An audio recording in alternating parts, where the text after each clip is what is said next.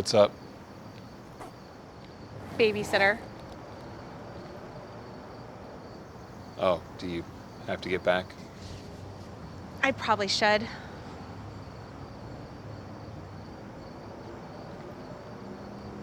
Was that really the babysitter, or are you just blowing me off? What do you mean? I mean, I might be a little rusty at this, but that was an awful date, right?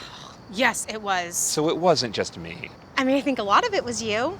I meant it wasn't just me who noticed it. I think the entire restaurant noticed it. So then why are we trying to force this? Because our sons are close.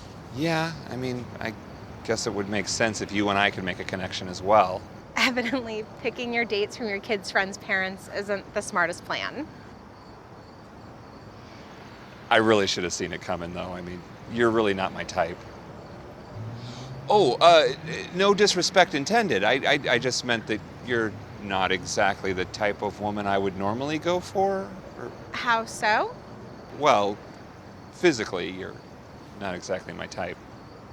And what exactly is your type? Well, I guess if I had to put my finger on it, someone like Susan Fletcher. And what about Susan do you find so physically attractive? Come on. You're the one who brought up physicality. All right, fine. I am attracted to her ample bosom and slender frame. So you like big boobs, but not fat? Do you not know what these things are made of? Hey, Susan seems to be making it work, so... These were designed to feed and nourish my baby. All Susans are nourishing are Dr. Rivera's bank accounts. What? No. Believe what you want. I will.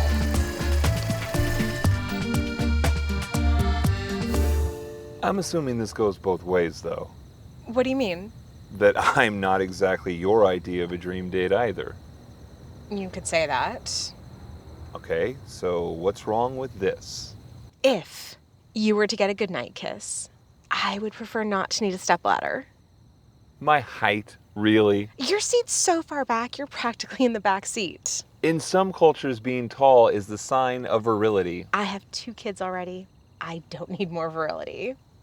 So what average-sized man would you rather be here with? Michael Oakes. Oh, please, no. Please, yes. Seriously. He rides a motorcycle. It's a scooter. It's very European. No, it's stupid. Oh, I don't care what it is. I want to jump on the back of it and wrap my arms around his chest and wrap my legs around... Okay.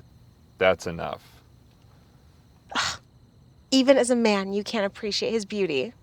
Don't you find his face to be, like, too perfect? Do I find his face to be too perfect? No, I find his face to be the right amount of perfect. Whatever.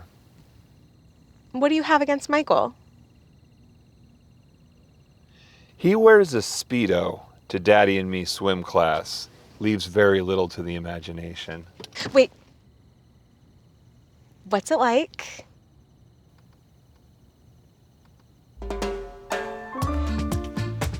Actually, that looks pretty perfect, too.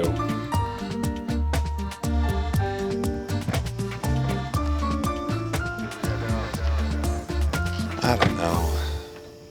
Maybe we should just lower our standards. Why? Well, maybe Michael and Susan are out of our league.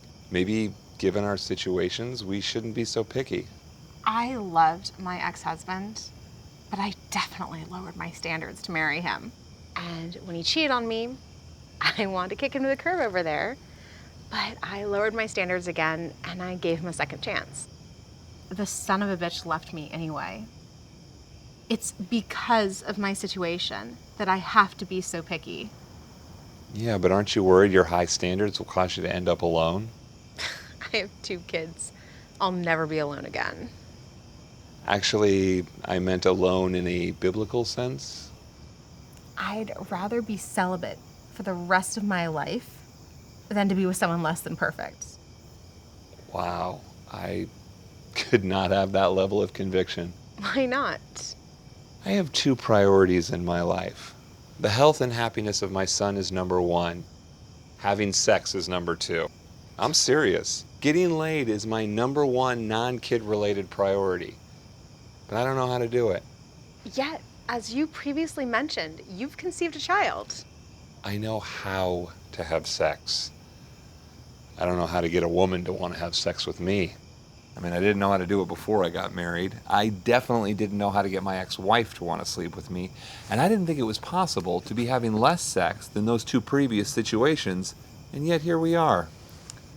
Maybe you need to lower your standards. I've lowered them below the requiring a second person to be involved point. I don't want to hear that. If you ever have a date that may meet your standards, you can bring your son over to my house for a sleepover. Thanks. I appreciate that. Maybe you and I could get together. I'm not having sex with you. No, thanks, but I'm just saying we could get together, not as a date, and talk. Just talk. Well, yeah. I thought it was nice to be able to share these things with a person who also understood my situation. You're right. Talking would be nice. However, I do feel the need to remind you that I'm not having sex with you. Not even if I picked you up on a scooter? Tell you what, you wear a Speedo, I'll wear a push-up bra for you.